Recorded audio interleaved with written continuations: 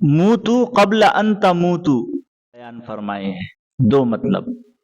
ایک مطلب تو قبل ان تموتو کا ایک مطلب یہ ہے کہ مرنے سے پہلے مرو، یعنی مرنے سے پہلے اپنے نفسانی خواہشات کو انسان کی نفسانی خواہشات انسان کو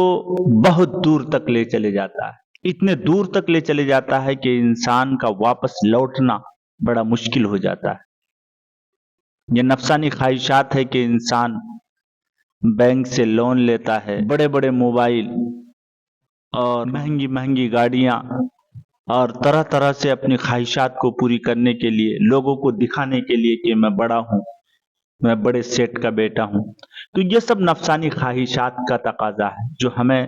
گمراہی کی طرف لے جا رہا ہے، ہماری زندگی کے سکھ چین کو بھی چھین رہا ہے، ہماری آخرت کو بھی برباد کر رہا ہے۔ پر لون کا بوجھ رہے گا تو اسے نہ نیند آئے گی، نہ صحیح سے سو پائے گا، نہ زندگی کے لمحات صحیح سے گزریں گے،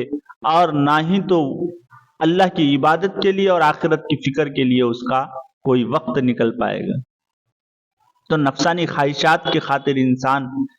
چاہے نفسانی خواہشات کسی بھی فیلڈ سے ہو، کسی بھی میدان سے ہو، مثلا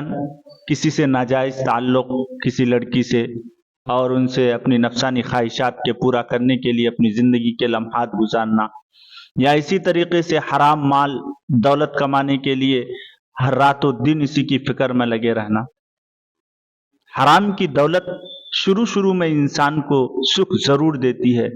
مگر بعد میں لے جا کر ایک ایسی دکھ کی طاقت میں جہاں سے پھر دور دور تک کہیں سکھ کا کنارہ نظر نہیں آتا ہے۔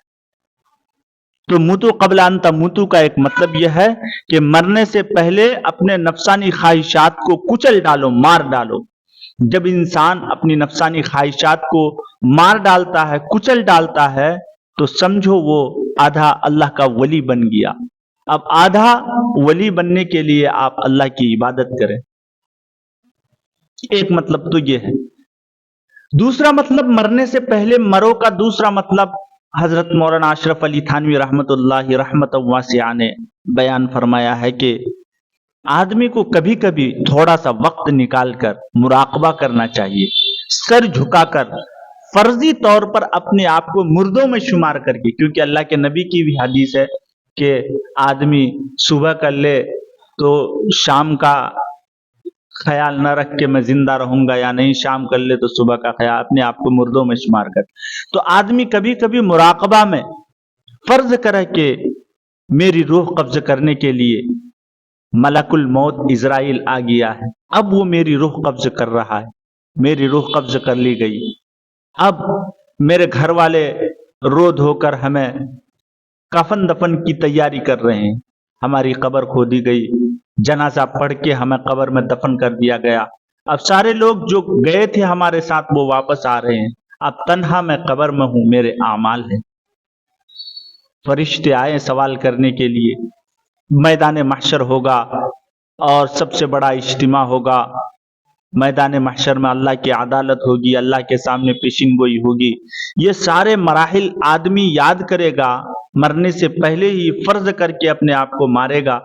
اور پھر یہ سب سوچے گا تو آخرت کی تیاری کے لیے اس کے پاس وقت نکل آئے گا، اور اسے آخرت کی فکر ہوگی، اللہ کی عبادت کا شوق پیدا ہوگا۔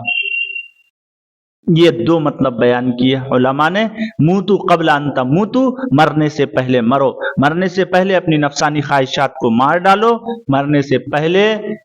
مراقبہ کرو تھوڑا